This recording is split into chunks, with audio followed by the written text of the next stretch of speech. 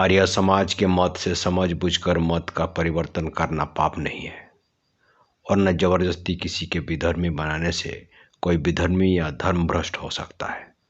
बात बहुत ठीक है। आर्य समाज के मत से ईश्वर पतित पावन या पापों का क्षमा करने वाला नहीं है। इसका साफ साफ मतलब यह है कि आर्य समाज यह नहीं मानती कि हमारे अनेक जन्मों के पाप केवल एक बार भगवान का नाम लेने से कट जाएंगे।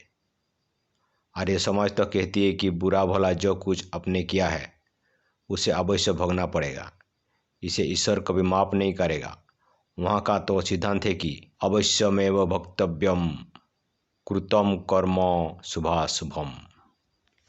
अतः आर्य समाज के सामने तो शुद्धि के लिए कुछ कहना ही नहीं है। प्रश्न है सनातन धर्म के लिए। सनातन धर्म का सिद्धांत ठीक इसके विरुद्ध है।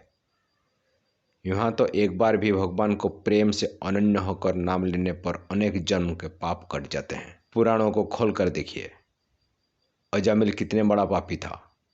अजामिल के समान पापी वर्तमान कलयुग में भी कोई नहीं मिलेगा। श्रीमद् भगवत आदि पुराणों को देखिए, अजामिल ऐसे पापी भी केवल एक बार नारायण का नाम लेने से ही मुक्त हो गया। पतित पावन भगवान ने इसे परम पवित्र और शुद्ध बना दिया। जो हिंदू धर्म के पतित पावन भगवान के शरण में आना चाहता है वो अशुद्ध नहीं रह जाता, किंतु भगवान की ओर मुख फेरते ही मनुष्य परम पवित्र हो जाता है। रामायण में भगवान रामचंद्र ने स्वयं कहा है कि सनमुखो हतो जीवो मोहि जबोहि जन्म कटि अधो नासो तबोहि। कोई कितना हो अशुद्ध और पापी क्यों ना हो, जिस वक्त वो अपने वर्तमान मजहब की ओर पीट करके अपने प्राचीन सनातन धर्म की ओर मुंह मोड़कर भगवान के सम्मुख हो जाता है, उस समय भगवान कहते हैं कि हम उसके करोड़ों जन्मों का पाप नाश करके उसे परम शुद्ध कर देते हैं। इससे बढ़कर शुद्धि का सिद्धांत किसी मजहब में नहीं है। वो मजहब मजहब नहीं है, वो धर्म धर्म नहीं है और वो मनुष्य मनुष्य नहीं है जिसके शरण में कोई अनन्य होकर आवे और वो उसे ठुकरा दे। पर उनके मूर्ख सेवक इन बेचारों को हिंदू धर्म में आने से रोकते हैं। कितना बड़ा अन्याय है। क्या भगवान इन सेवकों से कभी प्रसन्न हो सकते हैं? ये लोग जबरदस्ती भगवान और हिंदू धर्म के ठेकेदार बनते हैं। सच्ची बात यह है कि भगवान सबके हैं।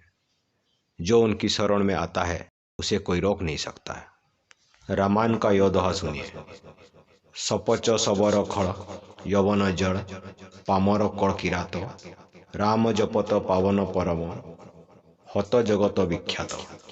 इसमें साफ कहा है कि यवन यानी मुसलमान, डोम और सबर इत्यादि सब राम लेते ही शुद्ध हो जाते हैं। ऐसे स्पष्ट वचनों और प्रमाण के होते हुए भी यदि हम यवन अर्थात मुसलमान को शुद्ध न करें तो हमारे ऐसा मूर्ख संसार में कौन होगा। गीता में साफ साफ कह दिया है कि चाहे जितना ही दुराचारी क्यों ना हो, अनन्य होकर अर्थात और मजहब को छोड़कर जो उनके प्रेम से भजता है वह साधु के समान माननीय है, उसे कोई अशुद्ध नहीं कह सकता। पर आश्चर्य यह है कि हिंदुओं का हिंदुत्व और ब्राह्मण पंडितों का ब्राह्मणत्व आजकल छूते ही काफुर होकर उड़ जाता है। ना मालूम ये कमजोरी हिंदू जाति में कहाँ से घुस पड़ी। ब्राह्मणों को तो ऐसा होना चाहिए कि वो जिसे छू दे वो पवित्र और शुद्ध हो जाए। ब्राह्मण गंगा के समान पतित पावन है, पर आजकल शायद ब्राह्मणों में से यह शक्ति निकल गई है। अब छू जाने से ब्राह्मण स्वयं अशुद्ध हो जाता है। इस भाव को निकाल देना चाहिए। इस भाव को निकालते ही हम लोगों में एक अपूर्व बल का संचार होगा। हम जिस दिन से इस भाव को निकाल कर फेंक दिया है उस दिन से हमारे हृदय में एक अपूर्व बल आ गया है। मालूम होता है कि सचमुच हम जिसे छू देंगे वो पवित्र हो जाएगा।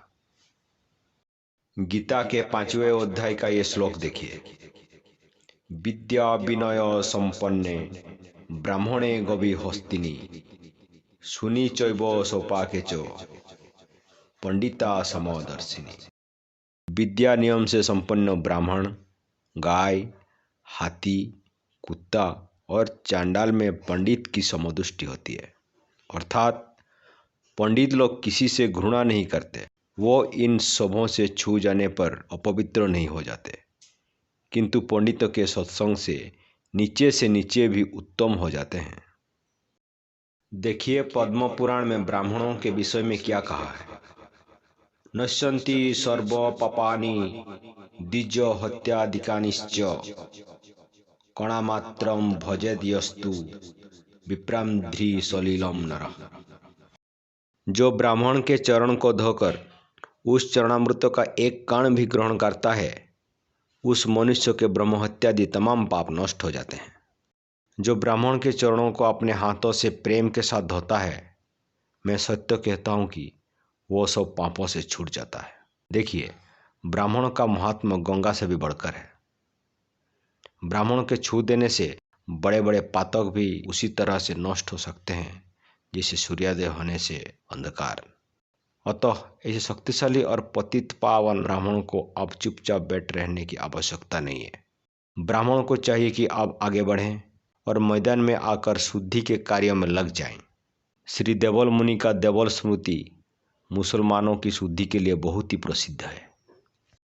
प्रायश्चितम प्रवक्ष्यामि विस्तरेण महर्षय अपययन संप्रीत अभक्षम चापि भक्षितम म्लेक्ष्ये नितेन विप्रणा गम्यागमनम कृतम तस्य सुधि प्रवक्ष्यामि यावदेकं तु वत्सरम् चंद्रायणम तु विप्रस्त सपराकम प्रकीर्तितम। श्री देवल ऋषि ने इसी 7वें और 8वें श्लोक में मुसलमान हो जाने वालों की शुद्धि केवल चांद्रायण व्रत का लेने से मानी है। देवल मुनि के मत से मुसलमान स्त्री को राख लेने वालों की भी शुद्धि चांद्रायण व्रत से हो जाती है। जिस हिंदू को मुसलमान हुए केवल 1 वर्ष व्यतीत हुए हैं, उसकी शुद्धि महर्षि देवल के मत से केवल गंगा स्नान से ही हो जाती है।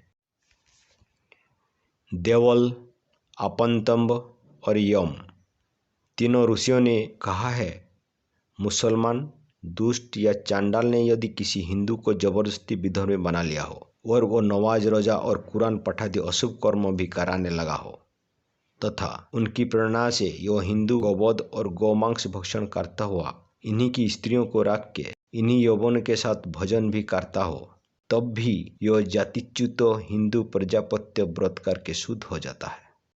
इससे बढ़कर स्पष्ट प्रमाण शुद्धि विषय में और क्या होगा। हिंदू धर्म के शरण में आते ही और भगवान का नाम लेते ही कोटि जन्म के पाप छूट जाते हैं और मनुष्य शुद्ध हो जाता है। इस पर भी ध्यान दीजिए। इन श्लोकों को तो हमने प्रमाण में इसलिए दिया है कि जो लोग कहते हैं कि जो एक बार मुसलमान हो गया वो शुद्ध ही नहीं हो सकता। रही चांद्रायण वाली बात, इसके लिए याज्ञवल्क्य ऋषि का वचन नीचे उद्धृत किया जाता है। देशो कालम यवशक्तिम पापम चावेक्ष्य यत्नत प्रायश्चितम प्रकल्प्यास्यात् यत्र चक्ता न निष्कृति। इसका मतलब यह है कि प्रायश्चित अनेक प्रकार के हैं, अतः देश, काल, अवस्था और शक्ति को देखकर छोटा या बड़ा प्रायश्चित बतलाना चाहिए। इस समय भगवान का नाम और गंगा जल इनको शुद्ध करने के लिए काफी है। गंगा जल के प्रमाण में विष्णु पुराण में लिखा है, चंद्रायण सहस्रेस्तु यश्चोरेत काय शोधनम पिबेदश्चापि गंगाभ्यो समोस्यांतनं व्यास्यमो भवन्ति निर्विशा सर्पा यथा ताक्ष्य गरुडस्य दर्शनात् गंगाया दर्शनात् तदत् सर्प पापौ प्रमुच्यते। गंगाजल तमाम पापों के प्रायश्चित के लिए काफी है। केवल 1 शीशी गंगाजल में हम लोग 10,000 मुसलमानों की शुद्ध कर सकते हैं। इसके बाद प्रश्न यह होता है कि पुराने जमाने में कभी शुद्धि हुई थी या नहीं। इसका उत्तर है, हुई थी। यदि इसका प्रमाण लेना है तो भविष्य पुराण का 3 प्रति स्वर्ग पर्व अध्याय 6 देखिए। उस जमाने में उपाध्याय, दीक्षित, पाठक, शुक्ल और मिश्र नामधारी ब्राह्मण हो चुके थे। इनमें कौशव मिश्र नाम एक ब्राह्मण बहुत बड़े पंडित थे। उन्होंने कश्मीर में जाकर जगदम्बा सरस्वती को प्रसन्न किया। वहां पर सरस्वती जी ने प्रसन्न होकर कौशव मिश्र की बुद्धि में वास किया और ऐसा ज्ञान दिया जिससे यह मिश्र देश गए।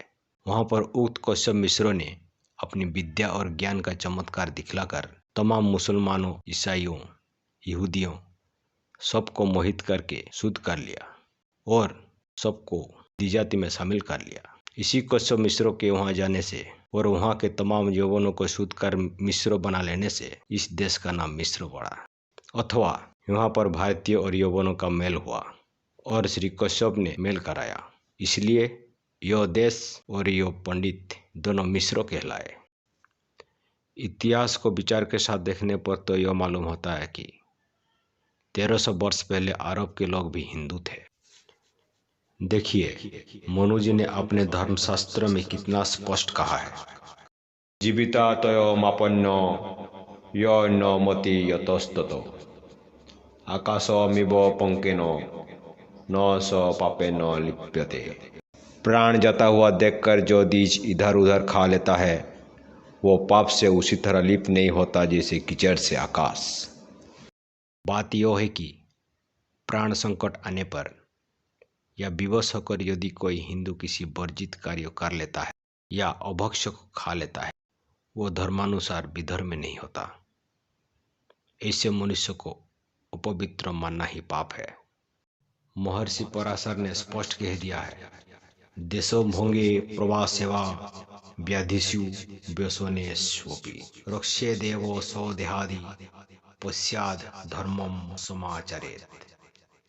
अपना देश छूट जाने पर, सफर करते वक्त बीमार पड़ जाने पर और आपत्ति में पहले किसी तरह से अपने शरीर की रक्षा कर लें, धर्म का आचरण पीछे से हो जाएगा।